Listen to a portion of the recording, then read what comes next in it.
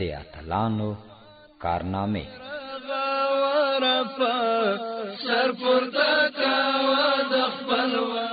د ناکراره او دردمنو شپو په ستړي روح کې د وطن ساتونکو سپاهیانو ژوندي بیانونه. محکم افغانستان، محکم افغانستان. دغه خبرونه مو د خونړۍ مبارزې د اتلو سپاهیانو سرښندنو، ویاړونو او کارنامو ته ځانګړې کړي. محکم افغانستان، ساتونکی له اشرارو نه هر دم افغانستان. اتلان خبرونه هر یکشنبه د شپې له 8 تر 9 بجو پورې په ژوندۍ بڼه د میدان وردګو ملي راډیو څخه اوریدلای شئ.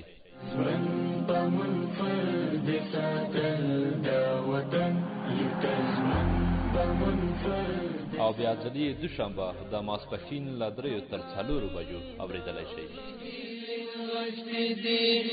کړي درته ډېر موسلګي بیرغ ورپا سر پورته کوه د خپلواک ویاړ لرم ځکه مې سپېڅلې شمله برده ټیټه مې وکړو ته د کفري نړۍ اکثره ده.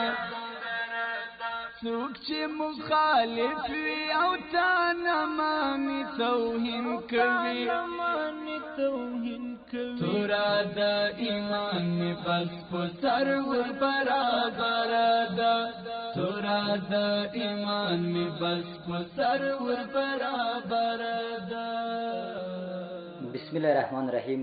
د میدان وردګو ملي راډیو ډیرو قدرمنو اوریدونکو او د اتلانو کارنامې خبرونه ځانګړو مینوالو، السلام علیکم ورحمت الله وبرکاتو. شپه مو بخیر.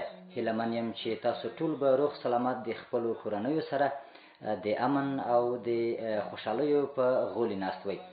له نیکه مرغه دا د یو ځلې بیا هم د اتلانو کارنامې خبرونې وخت را رسېدلی دی. زه رفیع الله ارمان پوره 1 ساعت تر 9 بجو پورې ستاسو سره یم. د تخنیک په چارو کې را سره قدرمن همکار خلیل ستانکزی ملتیا کوي.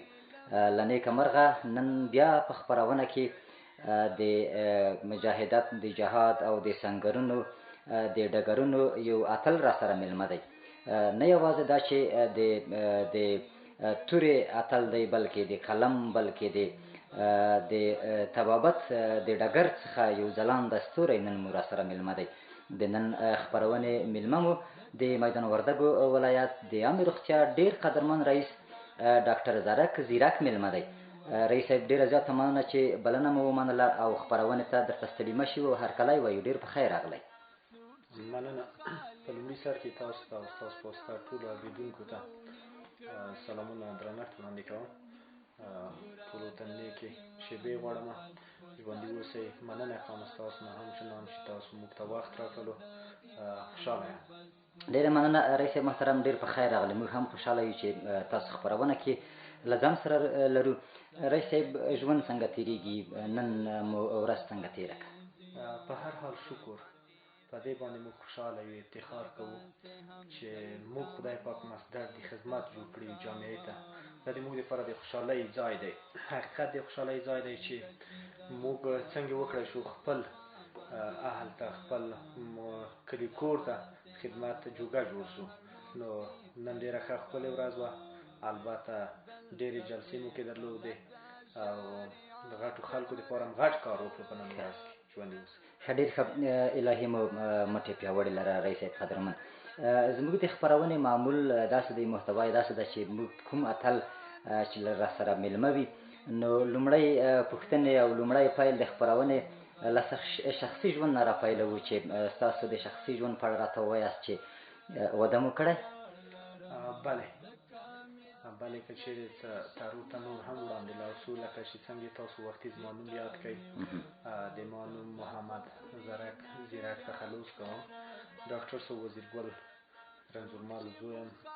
د سیدآباد ولسوالۍ د تنګي د درې اوسېدونکی یم چې د نن نه مو تقریبا 12 کاله مخکې چې په 9 سیم کې وم، هغه وخت ما واده کړی دی او فضل خدای دی اوس اولادونه لرو.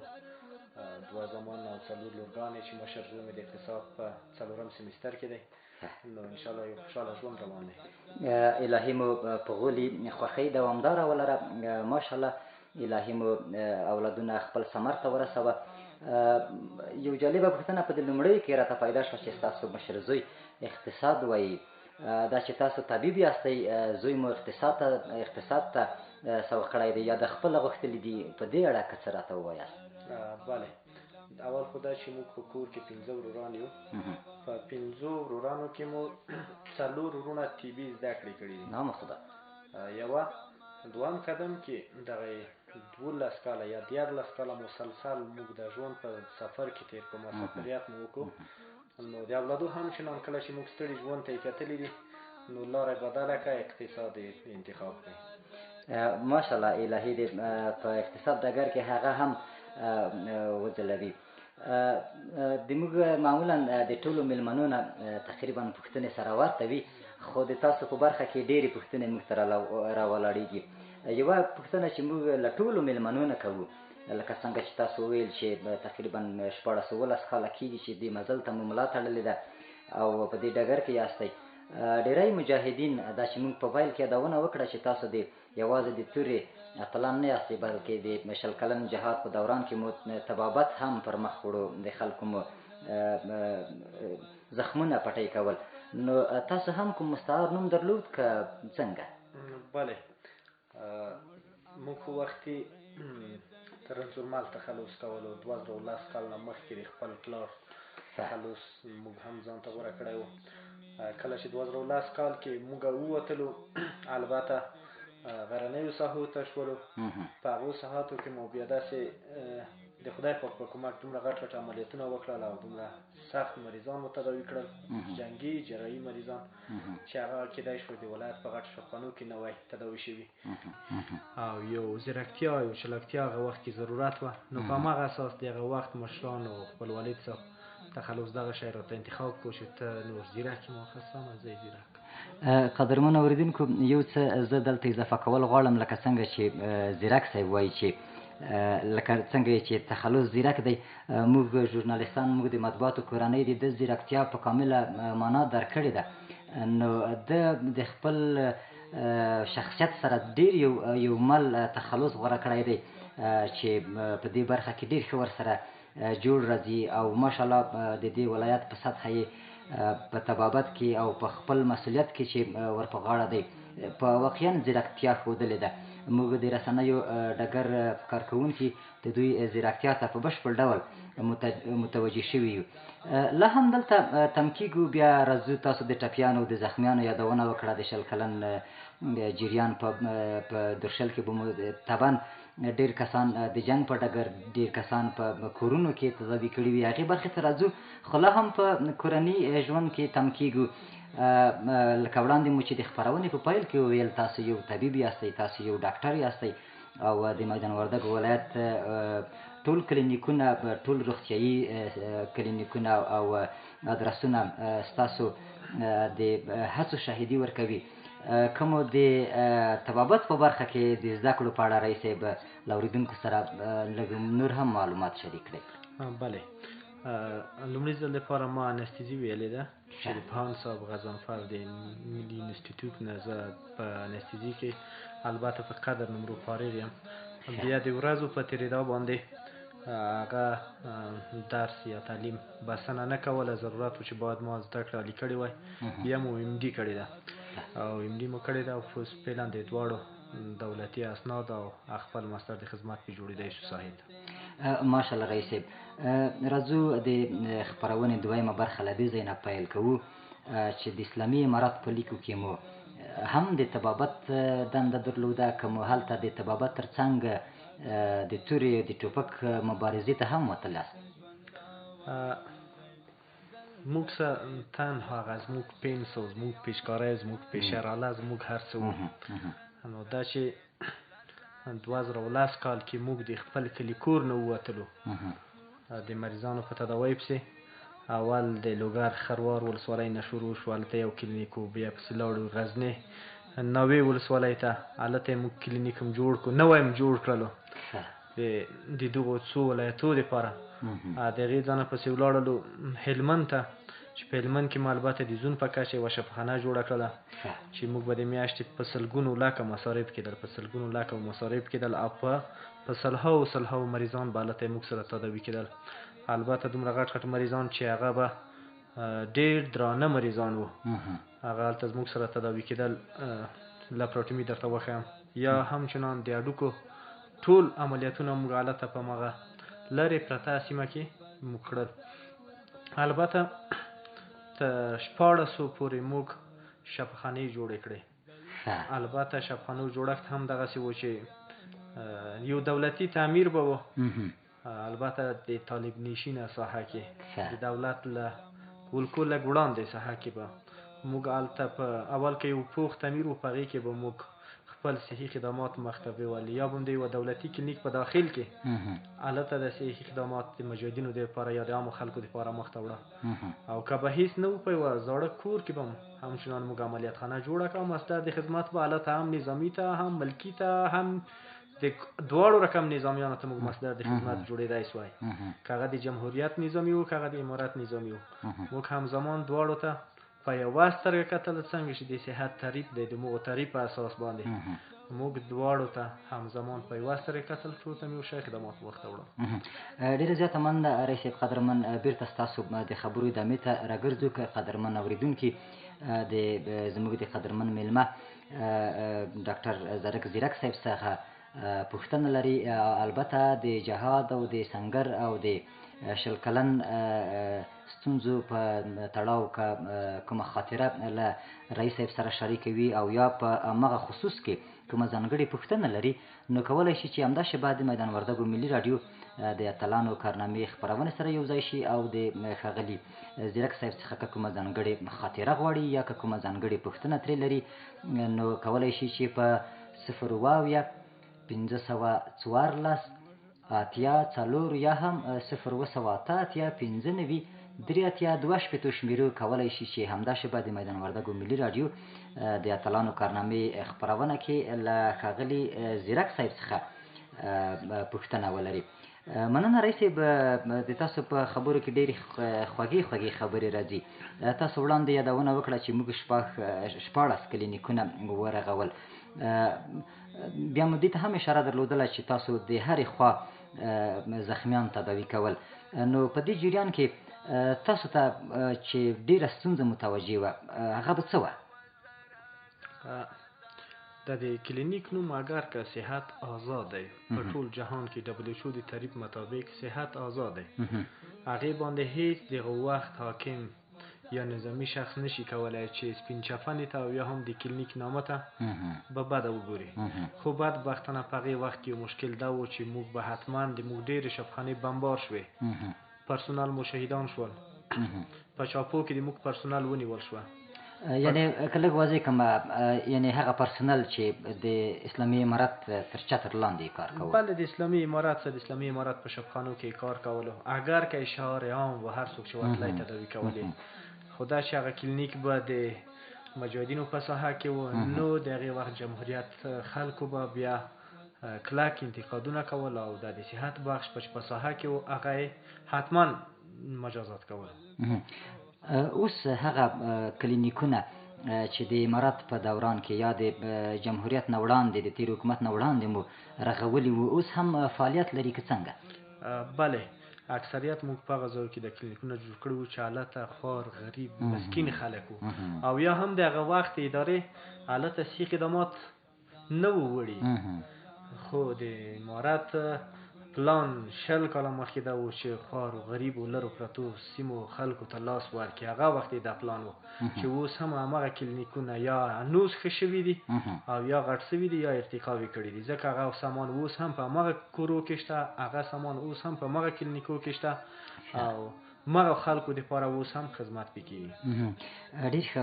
تاسو وړاندې خپلو خبرو کې اشاره درلودله چې لکه څنګه چې د روغتیا له نامه نه ښکارېږي هغه دوست او دښمن ته ټولو ته په یوه سترګه ګوري، یوازې د انسانانو رغول دي. که څه هم اشاره مو درلودله چې موږ د دواړو غاړو ټپیانو ته شفا ورکوله، رغول مو. داسې مشخص هم خاطره تېره شوې ده چې د تېر حکومت کوم سرتېری یا کوم څوک تاسو ته دروړل شوي وي او تاسو تداوي کړي وي؟ بله، په په لسګونو هر هغه زخمی چې د جنگ په صحنه کې یا تسلیم یا زخمی حالت چې به پاتې کېدو هغه به مستقیما د بل مجاهد په رقم باندې دواړه په یوه موټر کې راوړل کېدل. موږ دواړو ته بدون د فرق نه په یوه سره کتل او دواړو ته د صحت تر نامه لاندې تداوي کوله. هیڅ وخت موږ د یوه ویښته فرق د دوی دواړو ته منځ نه دی راوړی. ان تر دې چې په بله دنیا کې به خدای پاک ته هم همدا شاهدي ادا کوو. د یار محمد په نامه باندې یو ځوان د ملي اردو سرباز و د سنګین په ولسوالۍ کې په عملیاتو کې زخمی شو او موږ ته راوړو شکمي و. د تخار و خپل شخص د تخار و تکي تنها دی و، یعنی پایوا څوک نه و ورسره. موږ دته یوه لپراټمي وکړله. لپراټمي درېیمه څلورمه ورځ چې کېده د اوبه وڅښلې، ده باید اوبه نه وای څښلی تر څو ورځو پورې. نو بیا یې دوهم ځلي لپراټمۍ ته ضرورت پیدا شو چې اومه یا اتمه ورځ مو بیا دویم وري لپراټمي بیا ورته کړې ده. او د هغه وخت ما ښه په یاد دي چې په هغه وخت کې په یوه مجاهد باندې دومره غټې پیسې موږ نه وې لګولې لکه په ده مو چې ولګولې، چې څو لکه روپۍ وې. ډېره لوړه ده او ډېره قوي ده. ما خپله په یاد دي چې ما په خپله امضا درته ورکولې چې په لکو مصرف مې پرې وشو. البته په اسیر کس په هغه بندي کس باندې په اسیر کس باندې و. او چې کله جوړ شوه اکثریت تبادله شول، خوشې شول، یا به د امارت داسې یو ښه ترتیب و زړه به ورته بد شو، بس خوشې به یې که همدغسې بدون د شنو چرانه به اجازه ورکړه او تله به. بلکل موږ د مولوي صاحب فیض الله جلالي سره هم مرکه درلودله، بیا مو د هغه نه هم دا پوښتنه درلودله. هغوی هم ویل چې موږ به د اسیرانو سره ډېر ښه چلند کوو. بیا مو ډېرې خاطرې هم ځینې واورېدلې. برعکس له تاسو سره بیا داسې چلند کېده چې تاسو ترې راضي واستئ د تېر حکومت نه؟ نه، زما څو پرسونل درته وښیم. د کلینیک باندې مې چاپه لوېدلې ده. کلینیک دیوالونه مې نړول سوي دي په بام باندې. په کلینیکو په یوه نه په څو کلینیکو مې چاپې لوېدلې دي. پرسونل صحي پرسونل مې د کارت او چپنې سره له کلینیک وړل سوي دي. په کلونو بند تېر کړه. بیا د ډېرو پیسو په مقابل کې راخوش شوي وه. څو کلینیکونه مو پرسونل مالته کلینیک په منځ کې په شهادت رسېدلي دي. کلینیک په منځ کې مې بالخصوص د موږ تاسو مثال تنګه سیدان موږ تاسو یو CC+ کلینیک دی چې هغه په یوه چاپه کې مدیر اداري او ډاکټر او څوک څو نفره په حق ورسېدل شهیدان شول. د یوه چاپه کې شهیدان کړل. مخصوص چاپه په کلینیک باندې وه. مخصوص چاپه په همدغه کلینیک باندې وه. خو تاسو خو وایي چې روغتیا ټولو ته یو شان ده، یعنې د روغتیا چارې په دوست او په دښمن باندې یو شان پلي کېږي. څنګه تاسو د هغوی زخمیان رغول، تداوي کول مو او دوی بیرته ستاسو په صحي مرکزونو باندې چاپه اچوله، وژل یې، شهیدانول یې، دا د دومره ډېر فاصله، د دومره ډېر مشکل په څه کې و؟ د WHO تعریف یې نه وزده. WHO د تعریف نه معلومیږي د تور سپین، د اسلام کوپر، هر څه چې د تعریف لاندې راځي نر ښځه هغې کې فرق نشته دی. نو موږ او یا د موږ ملګري چې په غرو کې وو دغه تعریف هغه 20 کاله مخکې زده وو چې اوس خلکو ومنله چې رښتیا هم صحت یعنې سامان. بلکل. او تاسو علاوه د هغو سیمو نه چې د اسلامي امارت په کنټرول کې وي، د حکومت سیمو ته هم تللی دی خپلو صحي خدمتونو لپاره؟ اولو کلو کې تلو. کله چې پوه شو چې موږ خلک نه پرېږدي ژوندي، بندي کوي مو یا بل مشکل ته جوړوي، بیا په آزاده باندې نه ګرځېدلو. د بندي کېدلو مو وویل، کوم وخت نیول شوي د تېر حکومت لخوا؟ بلې. دغه خاطره را سره شریکه کړئ، څنګه وه؟ زه څرخ ته راغلم، هلمند کې ستړی شوم، خسته شوم د مریضانو نه. اولادونه مې هلته وردګ وو، کې وو. نو بیا راغلم کور ته، غوښتل مې چې خپل کلي کور ته خدمت وکړم، ملکې ته خدمت وکړم. لاړم لوګر په څرخ ولسوالۍ کې په یو CC+ کې د انستیزلوګ په صفت وظیفه واخیستله. وروسته یې هلته ما مریضان زیات شول او چون ما په ارتوپیدي کې ډېر کار کړی و، هغه ساحه کې او جراحي کې مې ډېر کار کړی و. جنګي جراحي کې زه بلد وم، په زرهاو مریضان مې ته لاس پورې وو. نو 3 میاشتو په تېرېدا باندې یوه چاپه راغلله، سپریک و. زه او د ما یو بل د کلینیک امیر او دې ته څنګ 4 نفره نور، موږ 6 نفره یې ویوړلو. چلو نوته څو میاشتې ما هلته په جزایانو کې تېرې کړلې. البته په هغې شپه باندې 19 نفر زموږ سره شهیدان شول، 3 یا 4 کوره ونړېدل په بمبار کې. نو ښه حالت نه و، موږ د حالت نه هېڅ کله نه یو راضي او خدای دې بیا هغسې حالت نه راولي. بالکل هېڅوک نه دی راضي، رښتیا هم هغه ترخې خاطرې وې. بالاخره د همدغسې اتلانو پرله پسې مبارزې او ستړیاوې وې چې نن بېرته د یوې ارامې فضا خاوندان شوي یو. که څه هم رئیس صاحب قدرمن تاسو په خپلو خبرو کې دې ته اشاره ولرله د اسلامي امارت د لومړیو کلونو په تړاو، د تېر اسلامي امارت په دوران کې څومره وی عمر مو په څه بوخت وی که هغه وخت هم د اسلامي امارت په لیکو کې وی؟ هغه وخت موږ مکتب کې وو، کشران وو. هغه وخت کشران وو، داسې ډېر څه په تېر امارت کې موږ څه نه دي کړي. هغه وخت موږ عمرونه کم وو. ښه، لږ مو وړاندې اشاره درلودله، خو زه غواړم چې لږ نور هم واضح شي. بیا د اسلامي امارت له دویم ځل راپورته کېدو سره کله یو ځای شوی؟ نو صحت ډګر کې، صحت په ډګر کې دا چې مو خپله پلار د صحت په ډګر کې دی وخت نه د مخکیني امارات د وخت نه چې داخل و د صحت په ډګر کې صحت ته خدمات کوو، هم په پارک نه بې پارکه خدمات کړو. نو موږ هم چې نو دغه لاره تعقیب کړې وه د هغو بچیانو. موږ هم په 8 یا 9 سیم کې وم چې د خپل پلار سره مې شاګردي شروع کړله. د خپل پلار ته لاس لاندې ما هلته په خپله منطقه کې یوه دواخانه هم درلوده، وړکی کلینیک مو درلودو. د پلار سره مې شاګردي کوله تر 9 سیم په پورې، حتی تر 12 چې وتو زه تکړه وم. په 12 نه چې وتم یعنې عملا ما د مریضانو تداوي کړی شوی، جنګي واقعات هغه ابتدایي تداوي مې کړی شوی، عملیات نه بلکې ابتدایي تداوي مې کړلی شوی. نو درته وښیو چې هم 2 اتیا نه په دې خوا باندې یا 1 اتیا نه په دې خوا باندې او موږ تکړه وشي مریض یو نیمګړې تداوي ورته وکړه چې دغه وخت نه ورسره شروع. ماشاءالله، ډېره زیاته مننه قدرمن رئیس صاحب.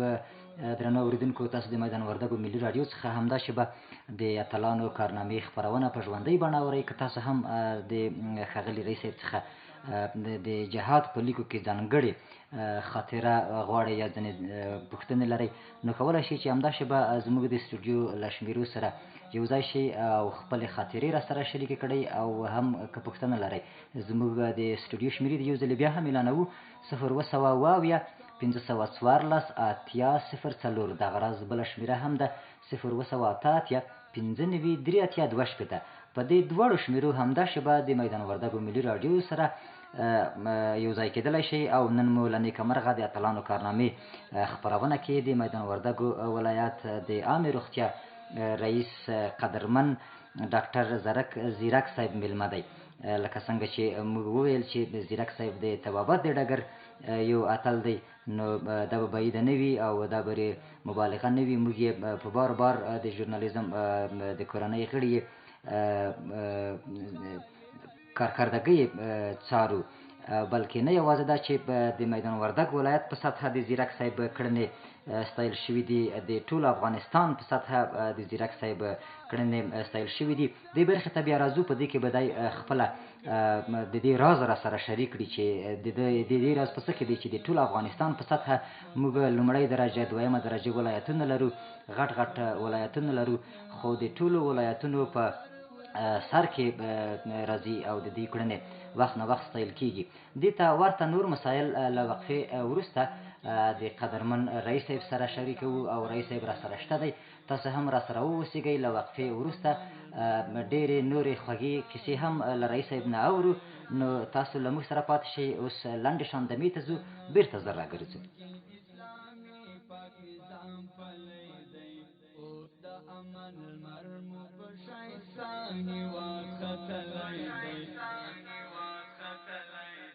ګونګه کلیسا ده او خوند للی لمن تاره، دغه دی پاک نظام، دغه دی پاک نظام، دغه دی پاک نظام، دغه دی پاک نظام. خپلواک ولس، خپلواک خاوره او خپلواک نظام، دغه دی پاک نظام.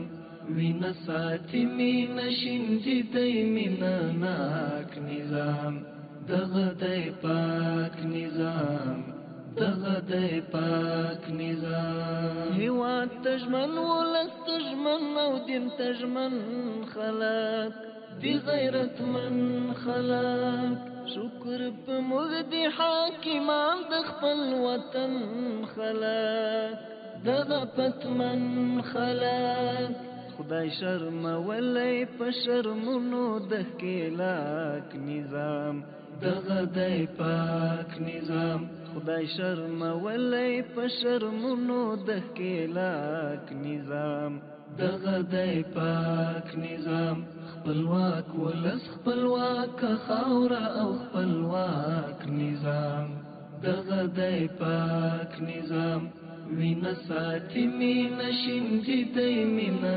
ناک نظام دغه دی پاک نظام دغه دی پاک نظام نه د زور نه د زر نه د سر کمای نه د باور کمای نشتا د علم او د پوهې او هنر کمای نه د نظر کمای خدای را بخلی مهربان زبر ځواک نظام دغه دی پاک نظام خدای را بخلی مهربان زبر ځواک نظام دغه دی پاک نظام خپلواک ولس خپلواک خاوره او خپلواک نظام دغه دی پاک نظام وینا ساتي مینا شینجي دی مینا ناک نظام دغه دی پاک نظام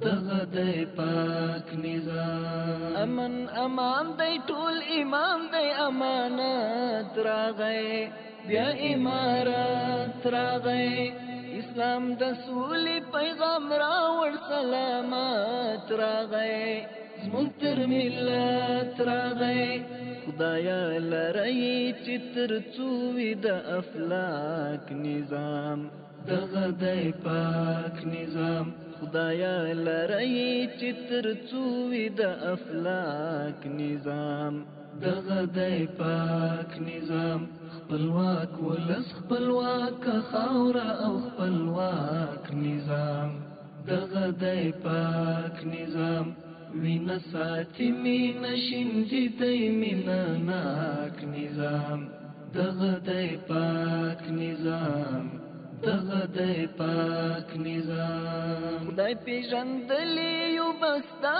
دی رسمیات زموږ دا دی عزت زموږ په شریعت باندې ثبات استقامت زموږ کړي کفایت زموږ منعم ته ډېر ارزښت لري دا ارزښتناک نظام دغه دی پاک نظام منعم ته ډېر ارزښت لري دا ارزښتناک نظام دغه دی پاک نظام خپلواک ولس خپلواک خاوره او خپلواک نظام دغه دی پاک نظام وینا ساتي مینا شینجي دی مینا ناک نظام دغه دی پاک نظام دغه دی پاک نظام دغه دی پاک نظام ویاړ لرم ځکه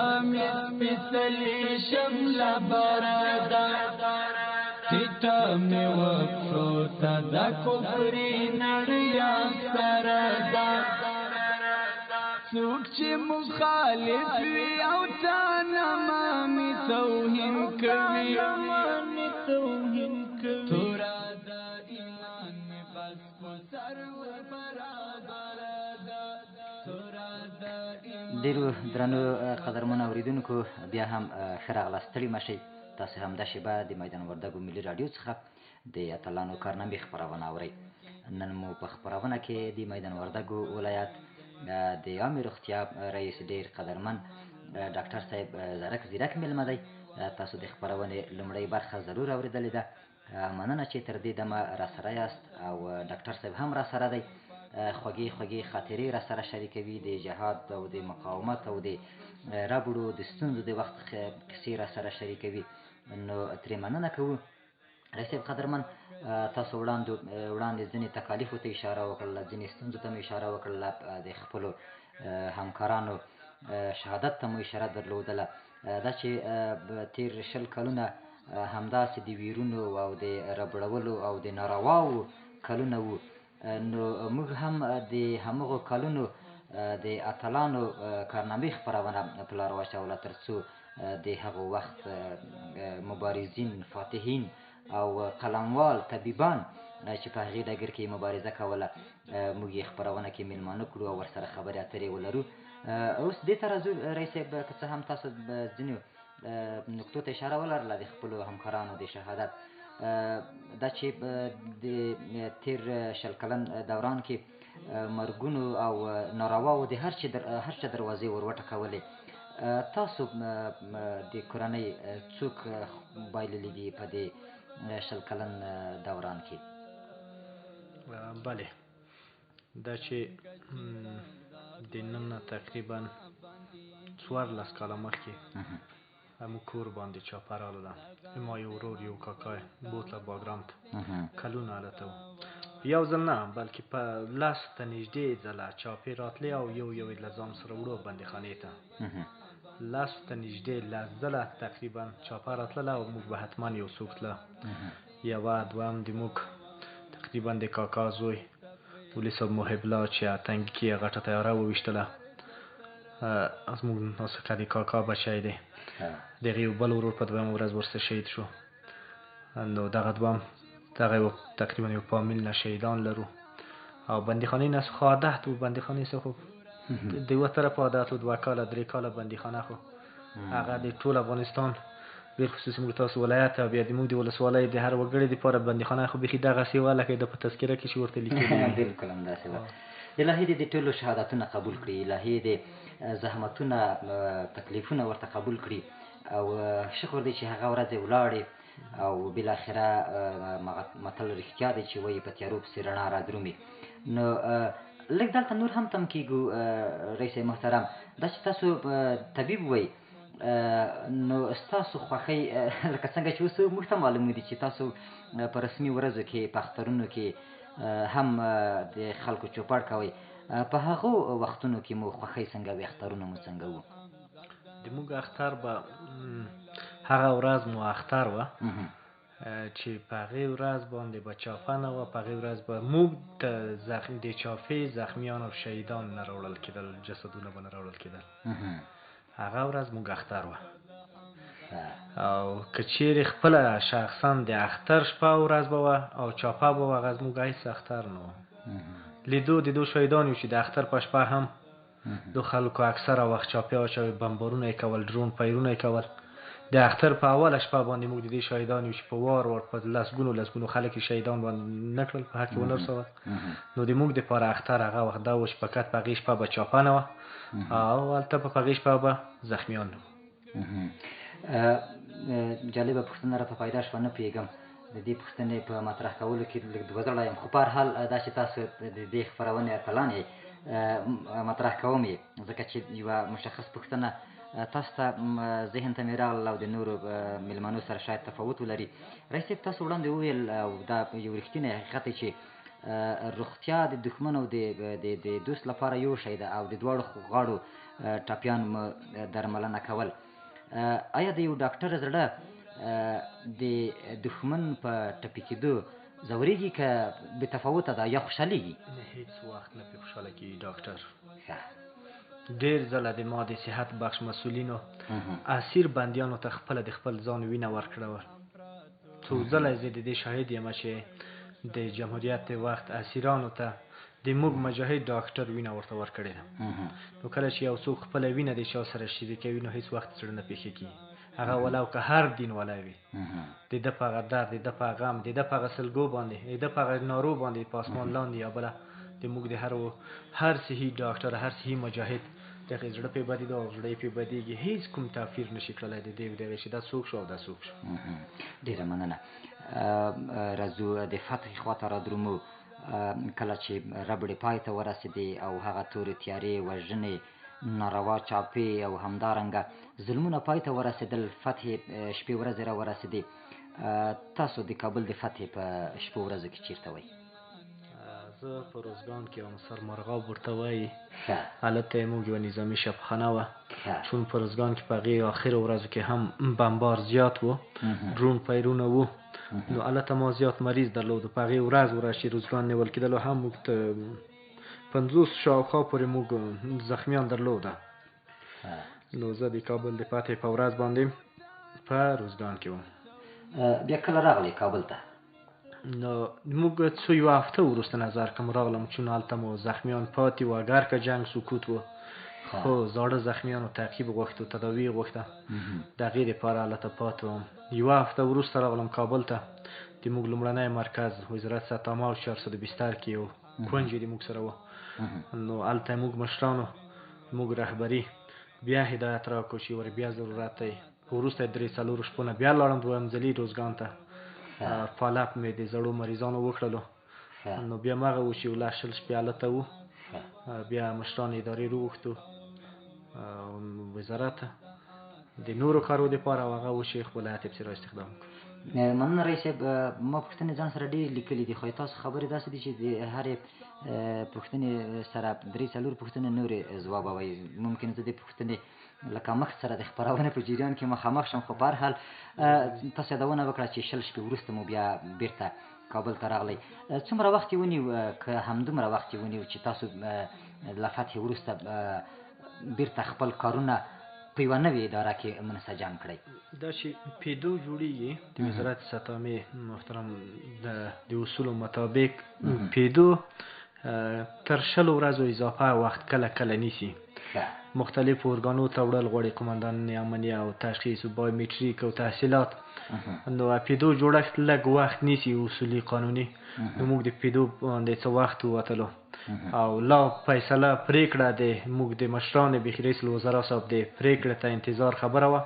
د هغې د خوا د موږ د مکتوبونو تاییدي وه. کله چې هغه تاییدل نو حتما یو 15 تر 20 ورځ پورې بدلې هم وتلې وي. ډېره مننه رئیس صاحب قدرمن. بیرته خپلو پوښتنو ته ادامه ورکوو. څومره وخت بعد بیا هغو سیمو ته تللي، هغه خپلو پخوانیو کلینیکونو ته تللي چې وړاندې مو اشاره وکړله چې د اسلامي امارت په لومړیو کلونو کې مو د دولت لخوا د دولت له ساحې نه لرې جوړ کړي وو، بیرته هغو سیمو ته بیا کله ولاړئ یا اوس هم ځئ؟ دغه لنډو سوو کې لکه لوګر څرخ دې ته مې چې زور ورسي میاشت کې یو ځل ځم د جمعې په ورځ میله ور وباسم هغې ځای ته. د میلې په رقم کومه ورځ چې چاپه کې زه د شپې مې لاس تړلي سترګې تړلې په یوه غره کې په ازغو باندې پولیسو روان کړي وو. په ازغو باندې پولیسو روان کړي وو. د غره غټ غټ زورور ازغي وو. نو هلته زموږ نه خپلې چاوړ څپلۍ پاتې شولې د انګورو په باغو کې. نو همدا لاسي را باندې پرېښود هغې وخت خلکو. نو کله به چې په ازغو کې تلو نو د ازغي مستقیما موږ خو نه لیدل، په پښو کې مو تله ازغي. او هغه خلک چې زه یا هغه شخص هغه پولیس چې زه ته لاس نیولی وم هغې به په دو ازغو زه خپله ور برابرولم. ژر یې یو رقم ازغی دی، ډېر قوي ازغی لري، لرګي ته ورته شی دی. ټول پېژني ژر یې. نو هغه او سورغونډ په نامه باندې یو بل بوټی دی، دې نوځوانانو په همغه ازغي ور برابرولو. نو هغه ځای لږ زور غوښتو، لږ دردونه وو. او پاتې شو هلمند ته. دا چې مسؤلیت دی که نه ډېر زړه مې ورغواړي، چون دغه وخت ملګري وو، ټول کلی کور سعادت وو، نر او ښځې سعادت وو. موږ ته د اولادو په سترګه کتل. دا چې رسمیات مې نه وای په 2 میاشتو 3 میاشتو کې حتما ورتلم، خو بیا هم پې ګرځېدلی یم. په کال کې یو 2 وارې تللی یم جنوبو ساحو ته، خپلې شبخانې او ملګري هغه ساحو ته میلې به چې موږ ایستلې، د پټې ځایونه د شپې شپه چې استراحت پکې کوو هغه باندې اوس هم راګرځو او راګرځېدلي. په ژریو باندې پښې ایښودل، په سرغون باندې پښې ایښودل، په اغزیو کې تلل، د خپلو کارمندانو همکارانو شهادت، د ملګرو شهادت، د پلار او د ورونو ځورېدل، ربړونه، دا ټول ترخې خاطرې وې. داسې یوه خاطره شته چې له دې نه هم ترخه وي؟ بلې، موږ په همدغه صحنه کې په یوه 2 منزل ځای کې وو. د بم مو که خپله لیدو، تیاره مو لیدله. کله به چې د جیټ تیاره راغله بم موږ لیدو چې هغه د بم را خوشې شو بم یو رقم ته آواز کولو شاره کولو کله به چې بم را رسېدو ساحې ته موږ به ملګرو ته ورته چې غوږونه پټ کړئ را بم دی بم چاپې په شپه باندې د بم د لوېدو سره په همدې وخت کې یا ماشوم دی د کور نه د بم هوا له کوره وباسي 2 متره وړاندې دی غورځوي هغه د نارې وهي داسې په لوړ اواز د نارې وهي ژوندی دی داسې دې ژاړي خو موږ هم هېڅ لاس نه شو ورسېدلی چې ده ته موږ کومک ورکړی وای نجات هم ورکړی وای پس چې څو 1 ساعت نه به و څومره وخت نه و بس ماشوم په حق ورسېدو غږ یې آرام شو نو هغه وخت والا لږ څه زور غوښتو بالکل بس الهي دې بیا نه راوګرځوي داسې وختونه او ستاسو سرښندنې وي چې بالاخره موږ بیرته په یوه ارامه فضا کې یو من رسې په قدرمن د جهاد د وخت خاطرې ډېرې دي دردونه ډېر دي کافي به وي چې همدومره مو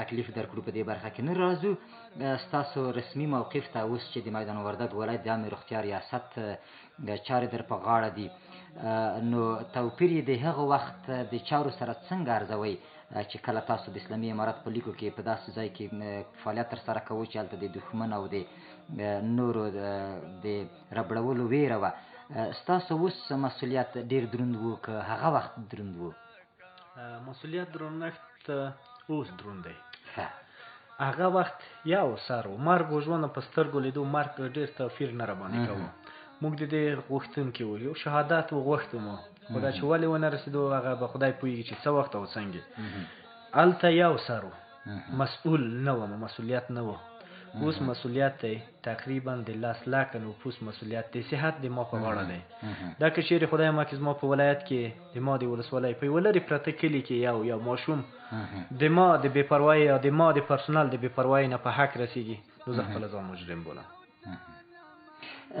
ادامه ورکوو همدلته ښه فرصت دی چې ممکن تاسو به له رسنیو سره خپل ځینې لاسته راوړنه شریکې کړي وي دا چې رسنۍ یوازې یو خبري کلیپ راخلي ځینې لنډ موضوعات راخلي که تاسو په دې وروستیو کې موږ خبرېږو چې لکه وړاندې مې چې یادونه وکړه میدان وردګ ولایت د افغانستان د ولایتونو په کچه یو هغه ولایت دی چې روغتیایي چارې یې وخت نه وخت وزارت تقدیروي او رسنۍ ورباندې خبرې اترې لري اول دا راته ووایي چې ستاسو د دې دومره بریا راز په څه کې دی که څه هم تاسو یو ځواب درلود ځیرک خو موږ غواړو چې نور یې هم واورو مخکینۍ اداره کې ما په یاد دي چې هلته به پروفیسر متخصص ماستر په یوه اداره کې و مګم ماستر ډېر لوړ تحصیل والا شخص به و مګم تعهد به یې نه درلودو حتی په خپل رسمي کاري ټایم کې به دغه غفلت کولو او په یو بل نظر به و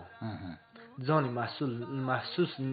مسؤول نه محسوسولو او ځان د څو ورځو مسؤول بللو چې څو ورځې دي هسې خو تیزو هسې ترېنه ځو زه خپل د کامیابۍ راز که رضا د خدای وخت خدای پاک دی وکړي نور هم خدای پاک دی کمک راکړي خدای پاک دی نور هم رسه کمک شي چې 4 ساعته مې په وس ورسي 4 ساعته خدمت من رسید خدای بدون د دې نه کم چې آیا ما ته مې امیر ګوري کنه ما ته امتیاز شته کنه جزاک الله او تعهد لږ مهم شاید چې تعهد څوک ولري ولو که د غیب چوکۍ د بس وړ هم نه وي خدای په کومک ورسره کوي بالکل او بل لږ دعاګانې شته منطقي دعاوې لږ مهمې دي اول دې مونږ کوو مونږ شهیدان چې اول مونږ کوو دعاګانې ځکه چې مونږ هم ناروغان لرو وخت نه وخت کې د کلینیکونو ته سر ورښکاره کوو هغلته له نیکه مرغه چې ښې چارې روانې دي همدلته تم کېږو رئیس محترم د موږ د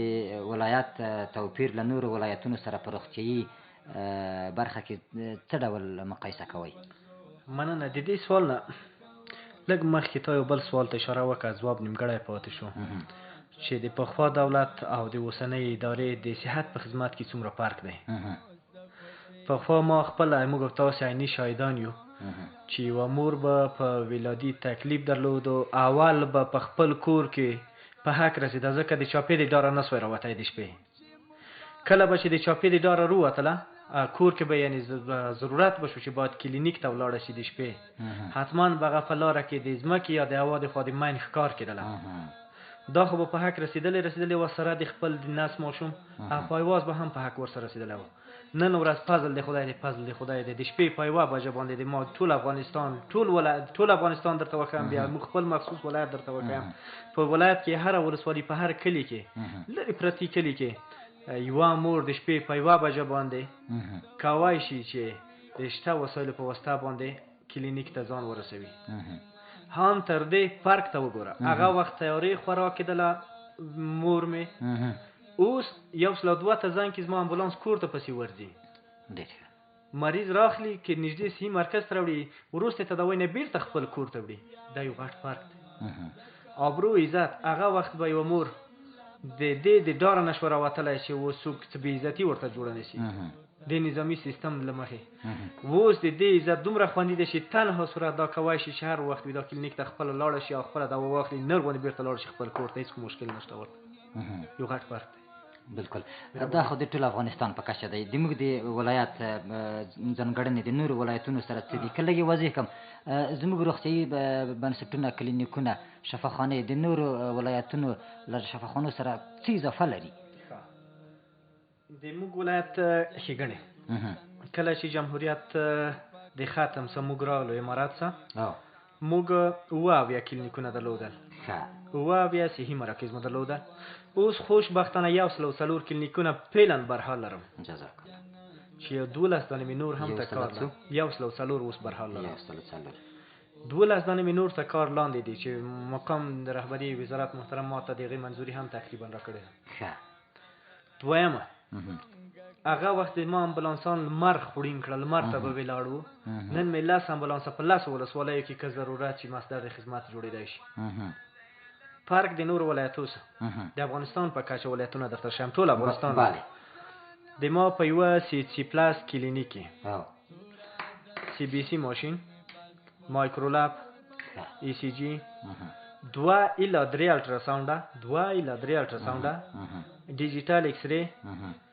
په بعضو کلینیکونو کې مې زنانه، مردانه، نسایی متخصصین، یعنی زنانه نسایی ولادي متخصص او مردانه عمومي جراح، او 2 امبولانسه، په بعضو کې 1 امبولانس. دغه فرق د ما د ټول افغانستان سره دی چې په یوه CHC پلاس کې موږ د یوې غټې شبخانې وسایل لرو، مصدر د خدمت خلکو ته کار استفاده دي ماشاءالله، چې دا په ټول افغانستان کې بل شی دی. په یوه CHC پلاس کې نظر به نشي چې په یوه CHC پلاس کې دی دغه شپږ غټې ځانګړتیاوې وي. ماشاءالله، مهرباني. دا ډېر د افتخار ځای دی. موږ خبر شوي یو چې په دې وروستیو کې د ملک محمد خان کلینیک ته مو هم ځانګړې توجه کړې ده، څه نوي تغییرات پکې راغلي دي، په هغې که راسره خبرې وکړئ. بله، د ولایت په کچه به ویم. موږ ولایتي شفاخانه ورځم، ملک محمد خان ته ورځم. ولایتي شفاخانه مو 100 بستره وه، 110 اوس 150 ته مو ارتقا پیشنهاد کړی، منظوري انشاءالله راغلی. هیمودیالیز ماشین په 2مه درجه ولایتو کې موږ راوړل، موږ تاسو خپل ولایت کې هیمودیالیز افتتاح وکړو.